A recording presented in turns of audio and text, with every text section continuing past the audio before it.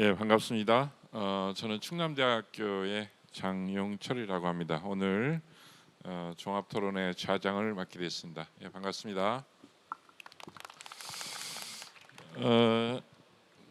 오늘 5분의 발표를 저도 듣고 굉장히 좋은 시간을 가진 것 같습니다. 국내 이런 친환경 패키징 관련돼서 전체적인 환경부의 정책과 그 다음에 재활용에 대한 제도들, EPR 제도들을 더 많이 알 수 있는 시간이었고, 또 플라스틱 서큘러리티, 플라스틱에 대한 순환성에 대한 최근에 어떤 여러 국내 동향들, 또 한국에 또 해야 될 이런 내용들을 또 이소라 박사님을 통해서 또 잘 들었던 것 같고, 그 다음에 캐시 자오를 통해서 또 서스테이너블 패키징에 대한 어떤 글로벌의 동향들을 잘 알 수 있었습니다. 마지막으로 또 우리 국제적인 여러 플라스틱 포장재와 관련된 또 여러 인증과 관련된 재생원료 인증과 관련된 내용들도 잘 알 수 있는 시간이었던 것 같습니다. 저희에게 주어진 시간이 한 40분 정도 되는데요. 먼저 오늘 토론을 위해서 두 분을 모셨습니다. 먼저 우리 한국환경산업기술원의 조원희 실장님 오른쪽에 계십니다. 예, 박수로 맞이하겠습니다. 예, 감사합니다. 그다음 저희 왼편에 토론자로서 플라스틱 포장 용기 협회 우리 장욱 본부장님 모셨습니다. 예, 감사합니다. 그 다음에 오늘 발표하셨던 우리 5분의 우리 발표자분들도 함께 참여해 주셨고요. 그래서 이렇게 진행을 하면 좋겠습니다. 먼저는 우리 두 분의 토론을 조금 먼저 듣고 오늘 코멘트도 좋고요. 또 질문도 좋고 또 우리 친환경 패키징 쪽에 관련돼서 여러 제안 또 아이디어도 제시해도 좋겠습니다. 그래서 먼저 조은희 실장님께서 한 5분 정도, 5분에서 한 7분 정도 이렇게 말씀해 주시고, 그 다음에 장욱 본부장님이 또한 5분에서 7분 정도 친환경 패키징과 관련돼서 말씀해 주시면 좋겠습니다. 질문도 좋고요. 그렇게 하고 그 다음에는 우리 플로어에 사전 질문이든 또 손을 들어서 함께 또 마이크를 우리가 드릴 테니까 질문을 또 받는 시간으로 여러분들하고 이제 토의하는 시간을 갖도록 하고요.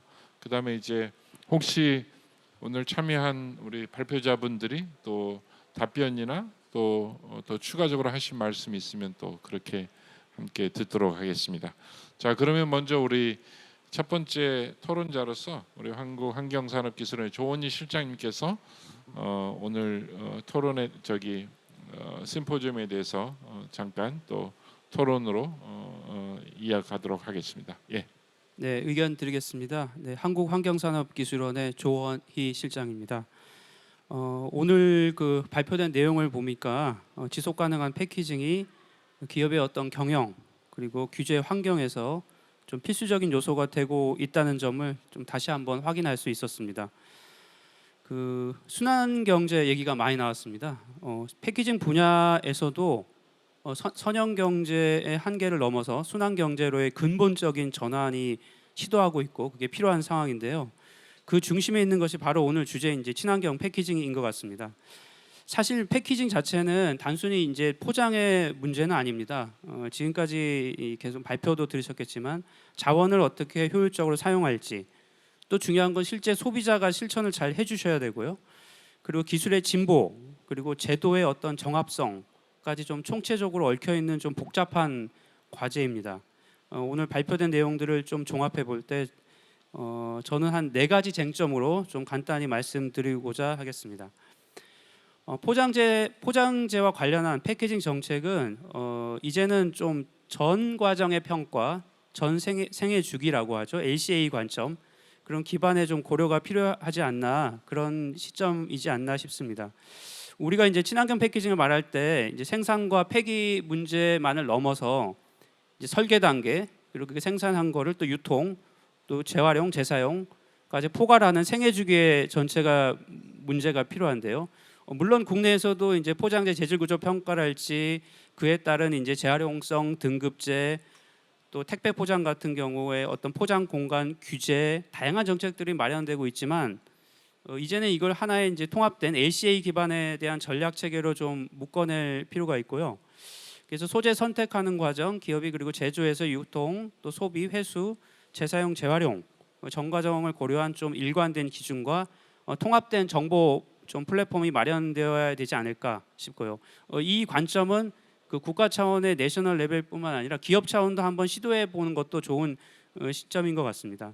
단지 이때 좀 조심해야 될 부분이 있는데 각 기업마다 각 그 섹터마다 좀 중요한 부분이 다를 게 있을 것 같습니다. 가중치 설정 부분이 있을 수가 있고 어떤 부분은 소재가 중요하다고 생각하는 분은 어떤 부분은 그 제품 자체가 이제 폐기 단계에 더 중요한 환경성을 봐야 되는 부분이 있고요.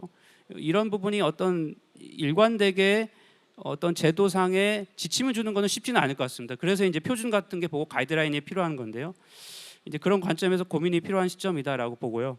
그리고 두 번째는 산업체에서 이제 기술 전환하고 기업 생태계의 조성 문제입니다. 이제 오늘 발표 자료에 뭐 재활용 가능한 재질을 꼭 사용을 촉진하는 제도, PCR 관련한 사용 촉진 제도 등이 이제 제시가 되어 있는데요.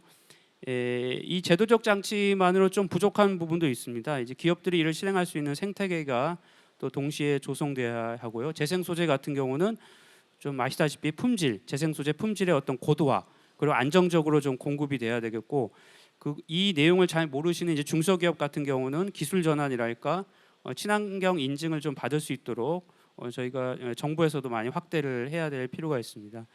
그리고 공공과 그 민간이 또 합심하는 민관 협업을 통한 필요하다면 초기 시장 창출 것도 필요하다고 보고요. 그리고 인증과 관련된 내용으로 또 세 번째 이슈를 드리겠는데요. 우리나라도 이미 뭐 선진적인 규제 체계를 가지고 있는데 이제 통상 보면 유럽이 좀 큰 그림을 잘 그리고 글로벌 패키징 규제를 좀 선도하고 있고 빠르게 종교화되고 있습니다. 그런 시점에서 보면은 어떤 글로벌한 인증과 이 국내의 어떤 다양한 인증 체계와의 어떤 상호 인증 메커니즘을 좀 마련하고 물론 쉽지는 않습니다. 단순히 한번 협약을 맺어서 되는 문제는 아니지만 지속적으로 관심을 가질 필요가 있고요. 그래서 한국형 패키징 규제가 어떤 국제 표준의 모델로 확장될 수 있다고 이렇게 생각을 합니다. 그리고 마지막으로 모든 거는 다 소비자가 사용하는 제품입니다. 여기 나와 있는 모든 제품들은 다 패키징 이외에는 다 소비자가 먹고 마시고 뭐 제약 관련한 패키징도 있는 것도 맞고요. 모든 게 이제 소비자와 연결이 돼 있는데 소비자는 제품을 고르는 순간, 또 포장재를 여는 순간, 또 분리 배치를 하는 순간, 그 모든 순간이 환경을 생각하고 또 ESG의 출발점이라고 보거든요. 그래서 그 녹색 소비와 어떤 그 기업이 하려는 ESG와의 어떤 연계 이것도 중요하다고 생각이 듭니다. 끝으로 정책, 기술, 산업, 또 소비자, 또 국제사회에서 하는 활동 등이 좀 다양하게 연결이 돼서 좀 순환고리를 함께 만들어 나가길 기대하며 이 자리가 계속되고 진화되기를 또 고대합니다. 네, 감사합니다. 예, 감사합니다. 그러지 않아도 저도 사실 이 우리 사회가 급변하고 있고 또 여러 가지 글로벌한 차원에서 새로운 또 변화와 혁신들이 필요한 그런 분야고 특히 패키징 분야도 여러 가지 기술 혁신과 함께 사회 변화와 함께 어떻게 하면 우리가 지속 가능한 소재를 개발하고 순환성을 강화시키고 그런 사회로 전환할 것인지 이런 부분에 대해서 전주기 관점도 말씀하셨고 그다음에 이런 걸 하기 위한 여러 가지 그 재생 소재를 좀 안정적으로 공급할 수 있는 산업 생태계 조성 이런 말씀도 하셨고 그다음에 이미 한국환경공단하고 컨트롤 유니라든가 다른 기관들하고 이제 상호 인증도 이미 작년부터 준비를 하고 있는 거로 알고 있어서 이런 국제적인 어떤 약속에 대한 인증 같은 체계들도 만들어 나가는 여러 가지 것들이 있는 것 같습니다. 여하튼 좋은 코멘트 감사드리고요. 자, 다음에는 우리 플라스틱 포장 용기 협회 장옥 본부장님께서 또 한 5분에서 7분 정도 토론을 부탁드리겠습니다. 예, 안녕하십니까. 방금 소개받은 한국 플라스틱 포장 용기협회 장욱입니다. 우선 이런 자리를 마련해 주셔서 정말 감사드리고, 그리고 제가 오늘 나온 거는 그 플라스틱 포장 업계를 대표해서 이렇게 저희 산업계와 업계에 대한 내용들을 갖다가 좀 말씀드리고자 이렇게 나와서 간단하게 발표를 하도록 하겠습니다. 우선 오늘 제가 친환경 패키징 페어, 이렇게 ESG 패키징 페어 이렇게 돼 있는데, 그 패키징이라는 게 사실 어떤 제품을 생산하면서부터 소비자가 받을 때까지 굉장히 중요한 역할을 하는 것으로 알고 있습니다. 그런데 문제는 소비자가 제품을 받는 순간, 그리고 그걸 개봉하는 순간 이 포장, 이 패키징은 그냥 쓰레기로 전락하는 부분들이 발생합니다. 그러다 보니까 이게 이제 어떤 포장 폐기물들이 어떤 사회 문제화되고 있는 부분들이 있고요. 그 중에서 플라스틱이 더 문제가 되는 거는 이 어떤 기능적인 부분, 그리고 뭐 경제적인 부분, 이런 부분들이 다른 소재들보다 좀 무수한 부분들이 있기 때문에 많이 적용돼 가지고 오히려 플라스틱이 포장 산업에 많이 사용이 되고, 그러면서 그 포장 이제 폐기물이 플라스틱이 많이 차지하게 되는 이런 이제 원인이 되고 있습니다. 그러면은 지금 포장 산업 쪽에서 플라스틱을 좀 줄여야 되는 부분이 있는데, 과연 이게 현실적으로 가능한 것이냐라고 했을 때 사실 이건 좀 불가능하다는 측면이 있다고 보고 있거든요. 왜냐하면 우선 플라스틱이 산업 전반에 대한 어떤 그 지배력이 굉장히 강합니다. 즉 플라스틱이 사용되지 않는 부분들이 없을 정도로 굉장히 크게 지배를 하고 있고, 또한 플라스틱을 대체할 만한 대체 소재가 아직까지는 좀 미흡한 부분이 있습니다. 뭐 종이라든지 철이라든지 뭐 금속, 유리 뭐 이런 부분들도 있고, 또 이제 바이오 플라스틱이라든지 이런 부분들이 있지만은 이것이 지금 완벽하게 대체가 가능하느냐, 이런 어려움들이 좀 있고요. 그리고 뭐 처음과 얘기가 같지만은 플라스틱 사용을 줄일 경우에 결국은 산업의 연쇄적인 어떤 피해가 발생할 수 있기 때문에 이걸 줄인다는 것은 사실 좀 어려운 측면이라고 보고 있습니다.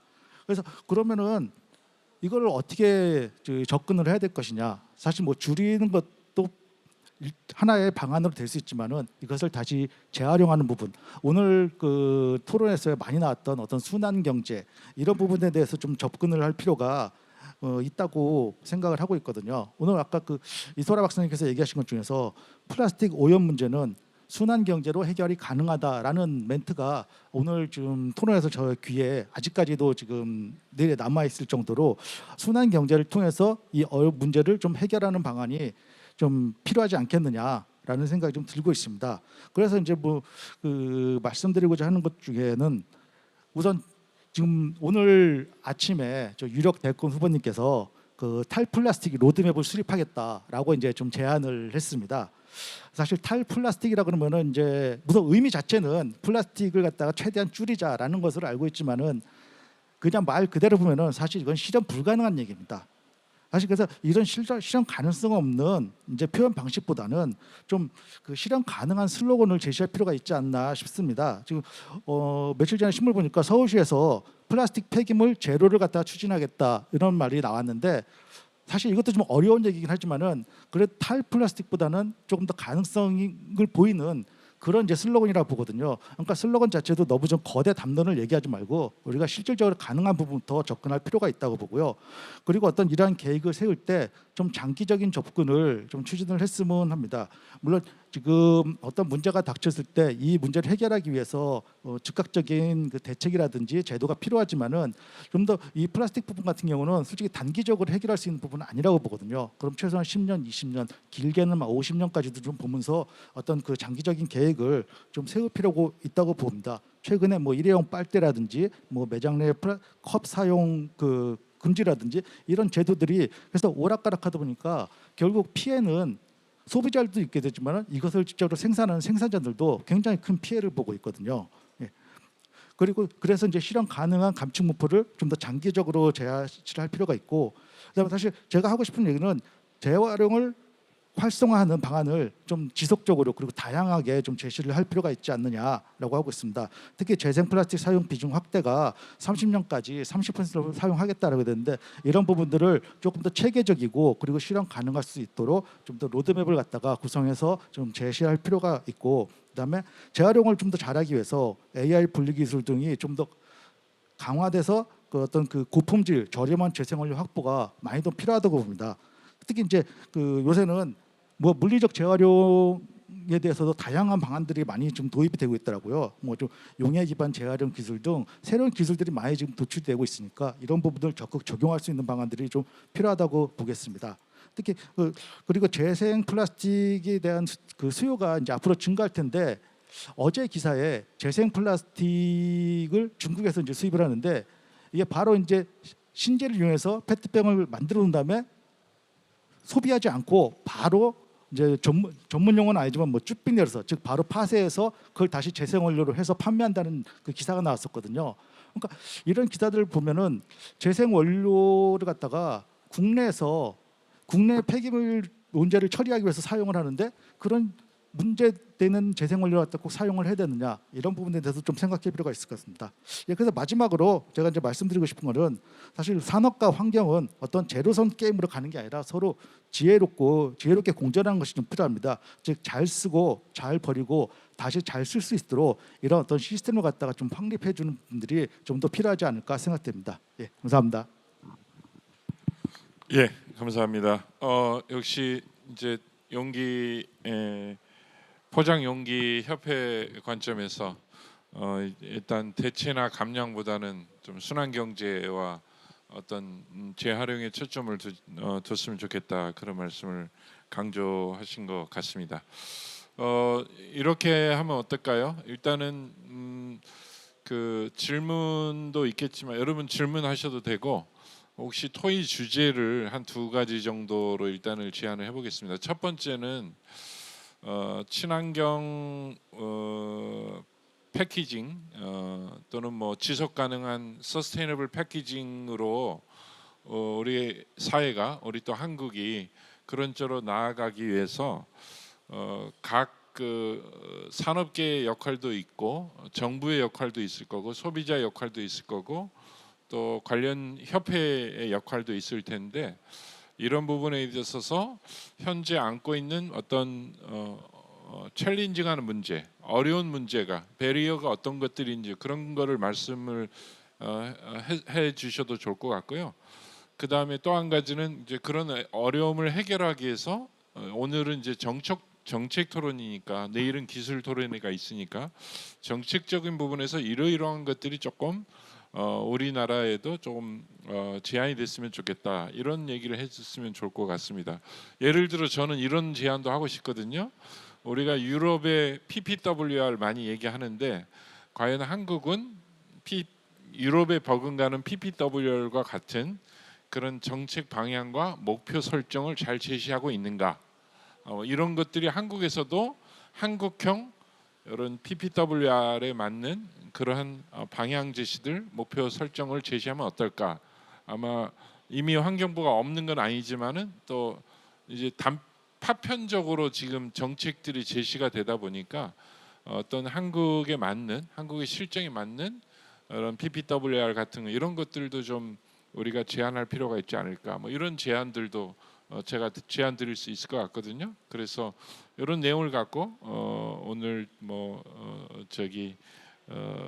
이야기해 주시면 어떨까 생각합니다. 자, 다시 정리하자면 첫 번째는 지속 가능한 패키징, 친환경 패키징을 위해서 우리가 사회적인 어떤 시스템 전환이 필요한데 지금 현재 어떤 문제가 좀 어려움이 있고 문제가 많은지 이런 문제점 지적이 하나가 있을 수 있고 두 번째는 그런 걸 해결하기 위한 어떤 우리 각 키 플레이어들의 역할 또는 뭐 제안 이런 거를 좀 해주시면 어떤 인증이면 인증 문제가 있을 수도 있고 뭐 어떤 그 산업계의 어떤 정책 지원 뭐 이런 것도 있을 수 있을 것 같습니다.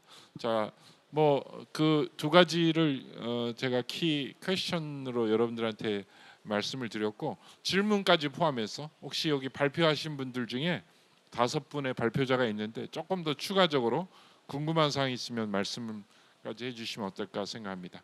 자, 그럼 먼저 질문이나 여기 플로어에서 여러분들 토론분들은 오늘 말씀하셨고 혹시 질문이나 아까 제가 말씀드린 그 퀘션에 대해서 혹시 코멘트가 있으시면은 듣도록 하겠습니다. 손을 들어주시면은 저희가 질문을 받도록 하겠습니다. 있으신가요? 예, 우리 저 신양재 회장님, 전임 회장님. 예.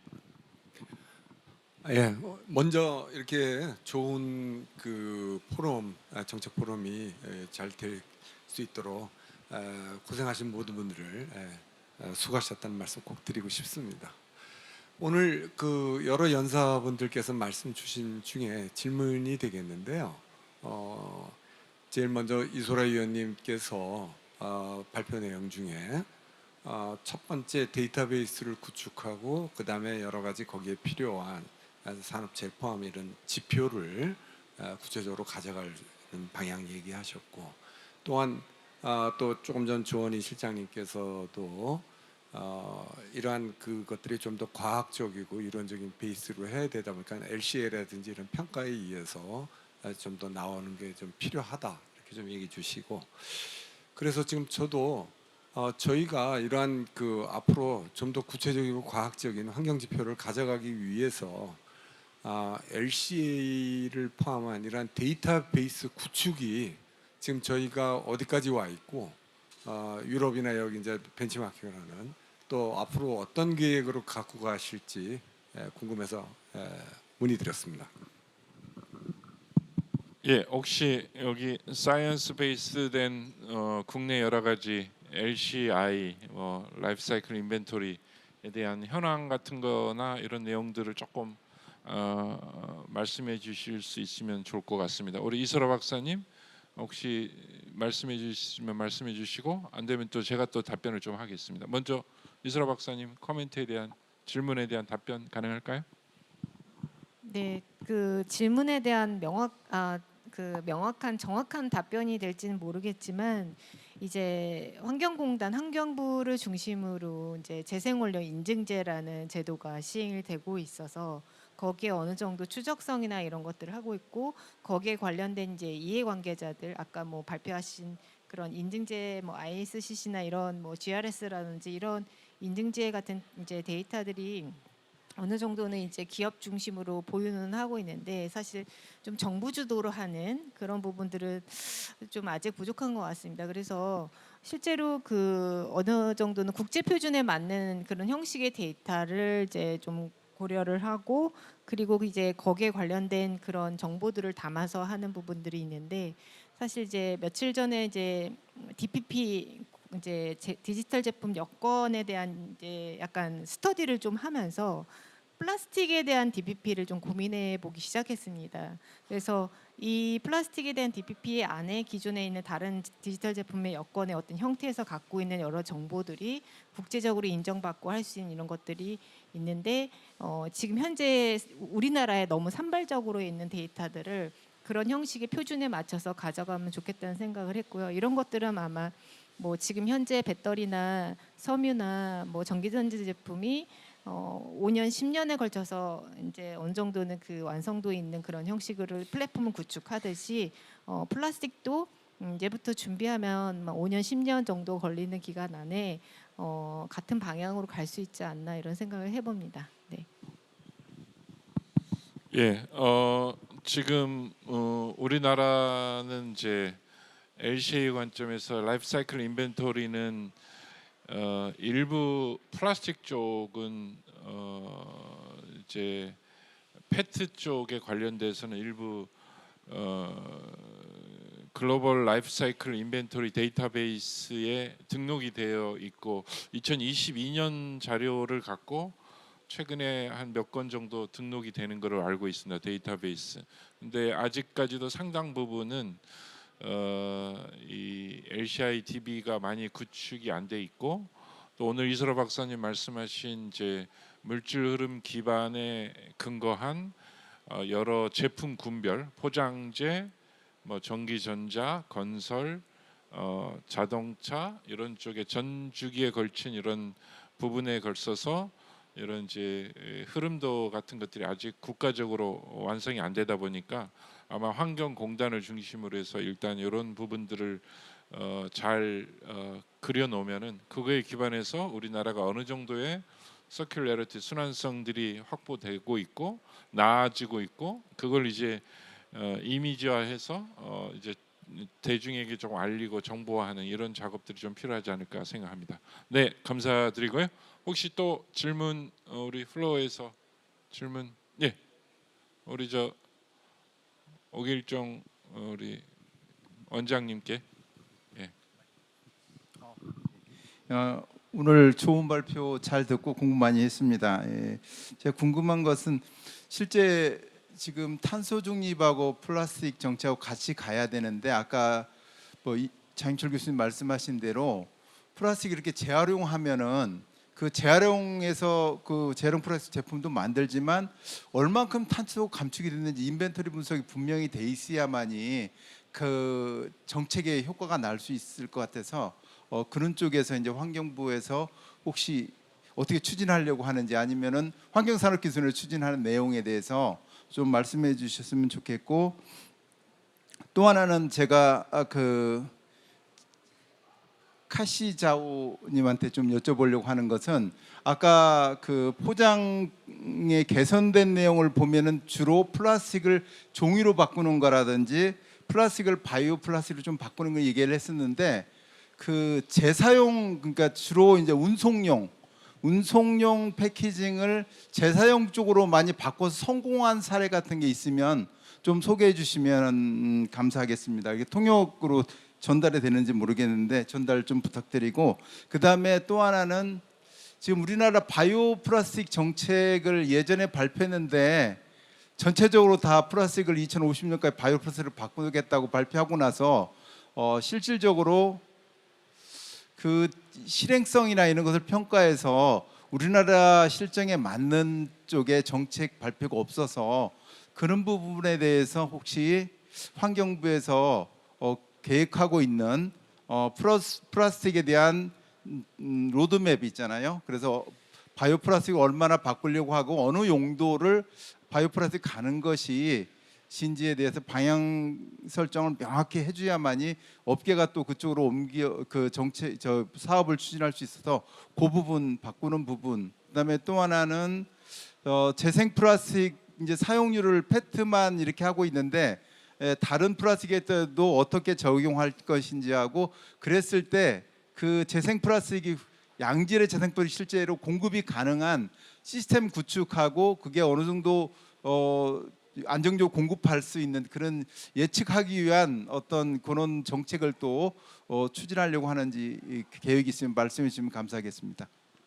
예, 질문이 한 세 가지 정도가 있는데 먼저 첫 번째 질문인 순환 경제를 통해서 우리 패키징 분야, 플라스틱 분야의 탄소 중립에 대한 기여나 기여도 평가나 이런 것들이 어느 정도가 조금 진척이 되고 있는지 이 부분은 우리 기술원이나 환경부 답변이 가능할까요? 제가 조금 답변을 부연해도 될까요?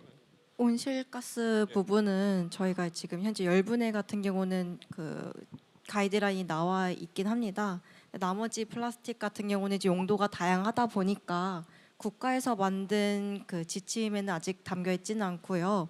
이거에 대해서는 이제 온실가스 종합센터 쪽에다 저희도 건의는 해봤습니다. 근데 아직까지 좀 그런 게 어렵다 보니까 민간에서 먼저 개발하신 것들을 이제 저희도 같이 활용을 하고 있는 단계고요. 네, 그러다 보니까 저희도 이제 EPR 쪽 부분에 대해서는 조합이나 센터 이제 관련된 업계 쪽에다가도 좀 요청을 드리고 거기서도 하시고 계신 경우도 있더라고요. 일단 현재 공인 개발된 것들 위주로 좀 적용해 보시려는 것들이 있어서 그런 것들은 정부에서도 계속 관심을 갖고 좀 마련할 수 있도록 하겠습니다.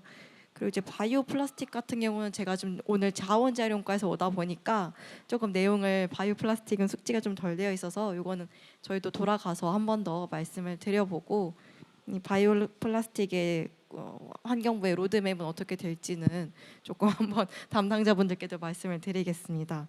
그리고 마지막으로 세 번째로 이제 재생 플라스틱의 고품질 원료가 필요한데 시스템 구축에 대해서 어떻게 하고 있느냐라고 말씀을 주셨어요. 아까 앞에서도 이제 뭐 인검증 얘기가 나왔었는데 저희가 이제 앞으로는 순환 원료, 재생 원료 쪽을 해서 이제 통계 시스템, 정보 시스템을 구축을 하려고 하고 있습니다.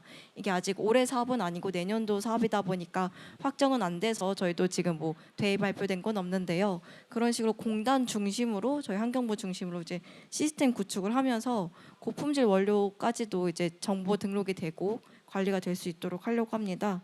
그리고 계속 저희 과에서는 이제 이런 고품질 원료 확보를 위해서 R&D를 계속 하고 있습니다. 올해까지 이제 폐플라스틱 R&D 건이 2건이 있고요. 그다음 내년도에도 또 관련해서 또 다른 걸로도 R&D를 기획 구상하고 있습니다. 그래서 정부에서도 이제 신기술 계속 투자를 해서 고품질 원료 확보가 될 수 있도록 계속해서 나아갈 예정입니다.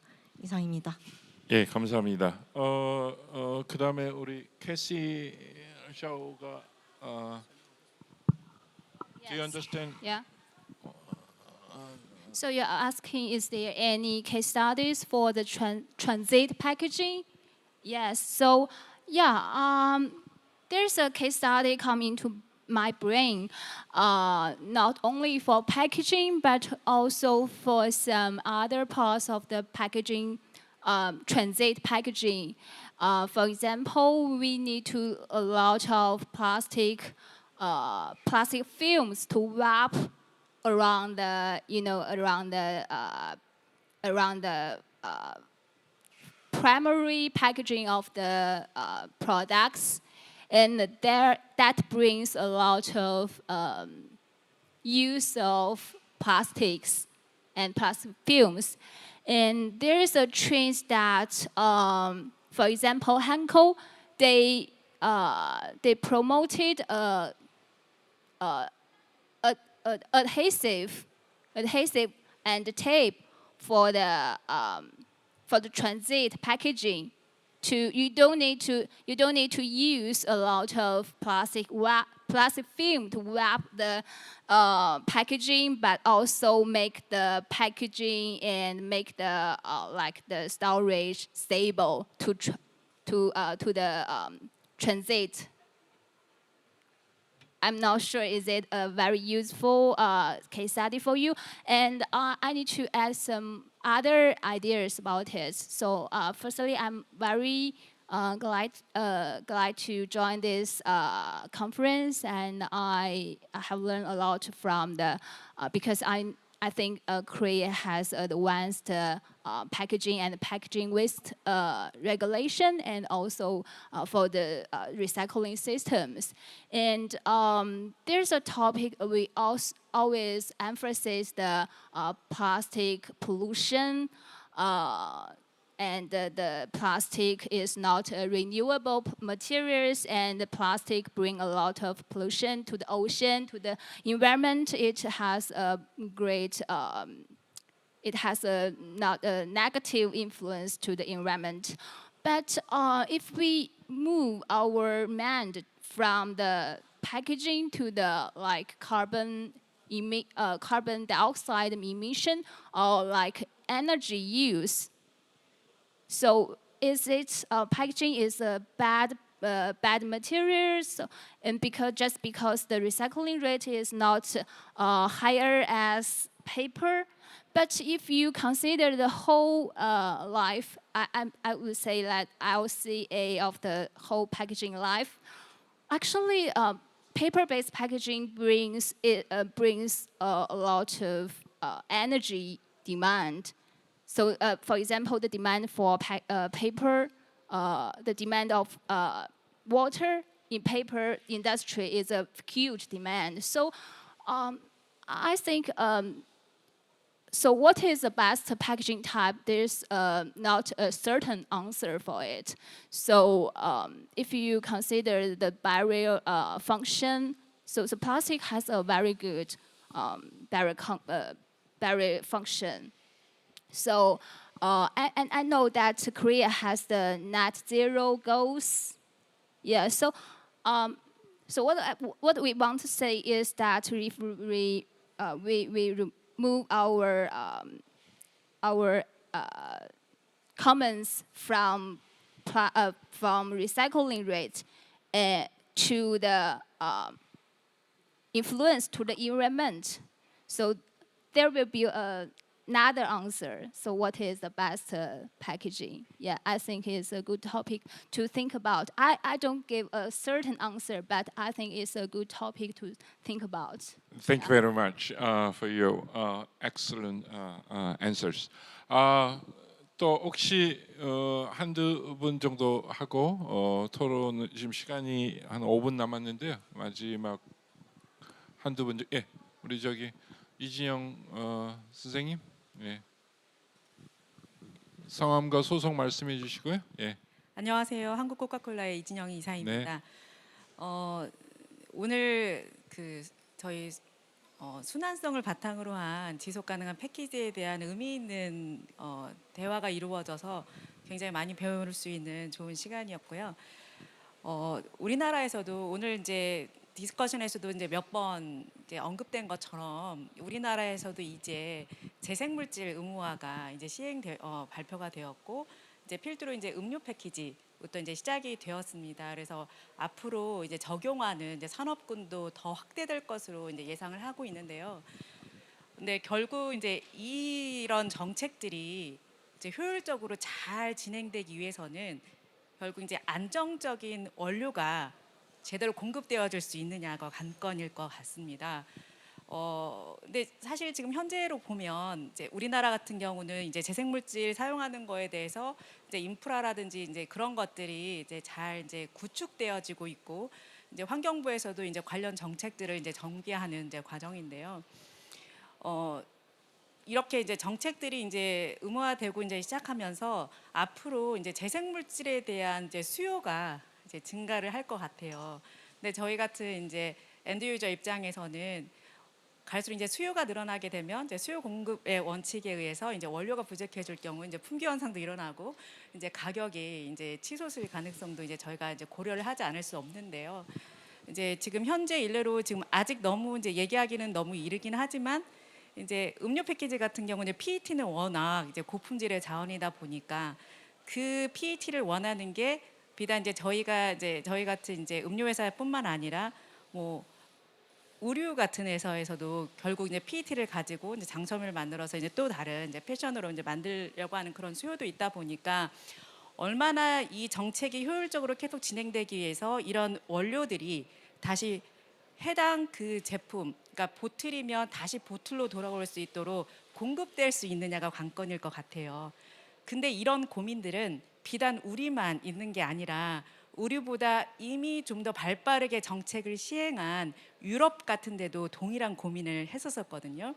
그래서 유럽에서도 지난해 한 3월 아닌 4월 제가 정확하게 시점은 기억하지 못하는데 이런 부분들이 이제 뭐 2030년에 30%, 그다음에 2040년에 아까 발표해 보니까 뭐 예를 들어 50%, 음료의 경우는 뭐 65% 이렇게까지 된다라고 하는데 이제 그런 그 의무화가 앞으로 높아질수록 원료의 안정적인 공급을 고려를 해서 지난해 한 3, 4월 정도에 프라이어티 액세스라는 그 정책을 마련을 한 걸로 저는 기억을 하고 있습니다. 그래서 그 음료 패키지 같은 경우에는 다시 이 그 공급망에서 그 음료 회사에, 그러니까 음료 쪽 이런 식으로 보틀 투 보틀에 제대로 공급되어질 수 있도록 그 PET의 일정 양 같은 경우는 우선적으로 공급될 수 있도록 하는 프라이어티 액세스를 마련을 했고 그게 아마 지난해 말 아니면 올해 초부터 시행되는 걸로 저는 이제 알고 있거든요. 근데 시행 여부는 제가 아직 더블 체킹을 하지 않아서 알지 못하지만 그래서 저희 나라도 아직 저희가 원료 같은 것들이 향후 안정적으로 이미 이제 정부에서도 많은 시뮬레이션을 했을 거라고 저는 생각을 하고 있는데 저희가 이제 예상되어지는 그런 것들을 감안해서 유럽의 이런 정책들도 저희가 한 번쯤은 컨시더 해볼 수 있는 좋은 정책일 것 같습니다. 그래서 이런 관련한 이제 다른 나라들, 우리보다 일찍 진행된 나라들의 그런 의미 있는 정책들이 우리나라에 어떻게 조금 같이 고려될 수 있는 방안은 없을지, 그리고 아니면 또 다른 고민들은 또 하고 계시는 게 있으신지 궁금합니다. 네. 예, 혹시 환경부에서 답변이 가능한가요? 예. 네. 안 그래도 이제 우선 구매라는 용어를 말씀을 주셔서 저희도 이제 그런 것들은 같이 고려는 하고 있습니다. 근데 아시다시피 이제 제도가 시작이 되다 보니 아직은 그렇게까지 뭐 오히려 원료가 남아서 이제 업체들 분들은 좀 어려워하시는 경우도 있거든요. 그 병으로 갈 수 있는 원료를 많이 만들었는데 좀 단가가 비싸거나 좀 아직은 좀 의무가 바로 적용되는 시기가 아니다 보니 좀 미루고 계신 곳들도 많다고 들었습니다. 근데 이제 지금은 이제 남아도는 상황이지만 향후에는 이제 그런 우려는 저희도 같이 고민을 하고 있고요. 그리고 결론은 이제 순환경제라고 하면 그 물질에서 나온 걸 다시 그 용도로 써라라는 거기 때문에 의류에서도 같은 고민을 하고 있습니다. 의류도 언제까지나 페트병에서 나온 걸 가지고 재생 원료를 다 사용할 수는 없기 때문에 지금도 이제 국가나 업계에서도 섬유에서 섬유를 재활용하는 기술을 지금 계속 투자를 하고 있습니다. 그래서 그런 것들은 모든 분야도 같이 고민해야 할 문제로 보이고 있어서 저희도 같이 계속 고민하면서 말씀 주신 외국의 사례도 계속 참고하고 있겠습니다. 네, 감사합니다. 예, 감사합니다. 우리 마지막 한 분, 예, 뒤쪽에 계신 분 한 분 마이크 좀 갖다 주실래요? 예. 네, 안녕하세요. 좋은 말씀 잘 들었습니다. 저는 켈로그 이제 R&D 정원호이고요. 여기서 와가지고 저희 회사도 이제 글로벌적으로 이제 서스테이너블에 워낙 관심이 많다 보니까 이렇게 참석하게 되었는데요. 이제 리전이랑 이제 미팅을 하다 보면 저희가 이제 정책적으로 지금 현재 사용하고 있는 저희 패키지도 좀 더 친환경적으로 가기 위해서 비용이 증가함에도 불구하고 계속 검토를 하고 이제 전체 글로벌적인 방향에서 맞추어서 가려고 하고 있거든요. 근데 그 과정에서 저희 궁금한 것은 이제 저희 들었을 때 정책적으로 봤을 때는 유럽 쪽으로 많이 따라간다는 느낌을 들었습니다. 그 과정에서 저희 한국에서도 좀 그 리사이클 패키지라든지 리사이클 관련된 그 가이드라인에 대해서 국내적으로 뭔가 정립하려고 하는 가이드라인 계획이 있는지, 그리고 또 한 가지는 저희가 이제 서스테이너블에 관심이 많다 보니까 저희가 지금 현재 예를 들어서 파우치의 연포장재 같은 경우에는 뭐 PE, PP, 페트로 구성된 파우치 형태의 합성 수지 필름인데 이거를 이제 단일 소재로 해서 변경을 점점 줄이려고 하거든요.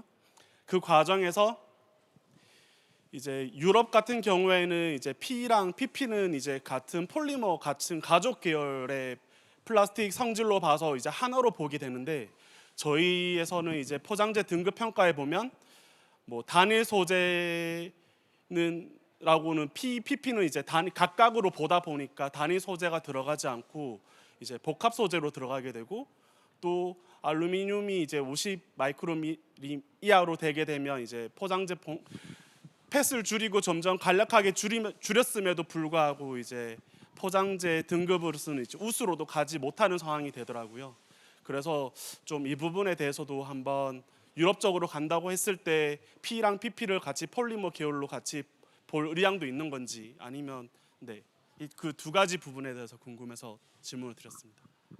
네, 저희가 이제 유럽처럼 PPW처럼 큰 가이드라인을 마련해 주겠다라고 이제 장 교수님께서도 말씀 주셨는데 그런 거는 아직 논의는 안 됐지만 저희도 이제 어쨌건 재생원료가 의무가 이제 부과되기 시작했고 업계에서도 계속 그런 요청을 주시고 계십니다. 로드맵이나 다른 분야를 어떻게 가져갈 건지. 그래서 저희는 이제 PPW처럼 큰 범위까지 가져간다고는 말씀 못 드리겠지만 그런 것도 계속 고민을 하고 있고요. 그런 고민을 당연히 해야 된다고 저희도 보고 있습니다. 다만 그리고 이제 파우치를 예시를 주시면서 등급 평가를 말씀 주셨습니다. 요거는 이제 저희가 이유를 꼭 따라가지는 않아요. 이게 어쨌거나 그 나라에 맞게 재활용 업계가 어떻게 여건이 갖춰졌느냐를 보고 재질 구조 평가를 하고 있기 때문에 유럽도 재질 구조 평가를 하지만 동일하게 적용되지는 않을 수 있고 다만 저희도 이제 무게 기준이 들어가 있다 보니까 그런 것도 충분히 고려는 되었을 것 같아요. 근데 이제 업계에서 만약 PPP가 섞였을 때 이걸 분리해낼 수 있느냐 그 기술력으로 충분히 가능하고 그게 마땅하다라고 하면 이제 그것도 똑같이 최우수로 갈 수 있겠지만 아직은 모든 포장재를 다 동일하게 PPP는 섞여도 괜찮습니다라고 말을 하기는 저희도 검증이 좀 덜 된 것 같습니다. 근데 그렇게 후단에서 그 재활용 업계와의 그 적용성 같이 봐야 예, 같이 변경이 가능할 것 같고요. 그래서 유럽의 모델을 참고하지만 큰 방향에서 이제 참고를 하는 거지 그 나라의 실정에 맞게 저희도 제도 설계를 세부적인 건 하고 있기 때문에 근데 이제 켈로 같은 경우는 이제 글로벌 사다 보니까 더 그게 와닿으신 것 같아요. 요건 한 번 더 돌아가서 한번 담당하시는 분께 말씀을 드리도록 하겠습니다.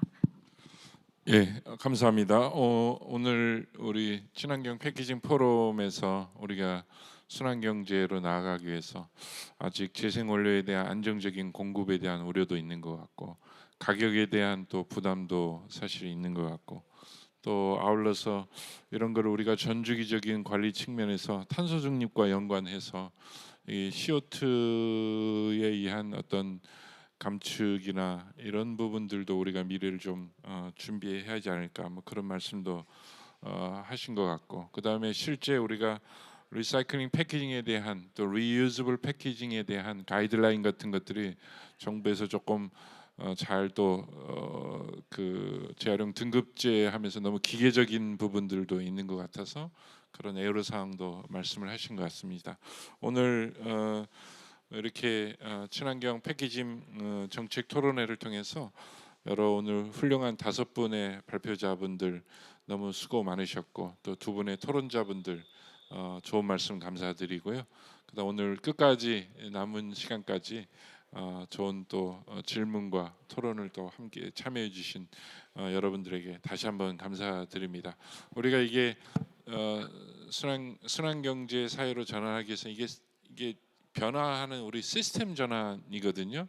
각자의 또 역할이 있거든요. 소비자 역할도 있고 우리 정부의 역할도 있고 산업계 역할도 있고 또 우리 여러 이해 당사자의 역할들이 있기 때문에 서로 이게 거버넌스를 잘 구축해 나가서 서로 소통하고 커뮤니케이션하고 또 우리가 유럽의 아직은 규제에 대응하느라 급급하지만 우리나라가 또 잘하고 있는 여러 가지 선도적인 부분들을 잘 강점을 잘 부각시켜서 우리가 글로벌 분야에서도 우리가 자원순환 분야, 순환경제 분야, 패키징 분야에 선도하는 국가로 계속 우리가 나갔으면 좋겠습니다. 다시 한번 오늘 행사를 위해서 준비해 주시고 또 발표하신 분들 너무 감사드리고 끝까지 남으셔서 좋은 토론해 주셔서 감사드립니다. 예, 이상으로 종합 토론 마치도록 하겠습니다. 감사합니다.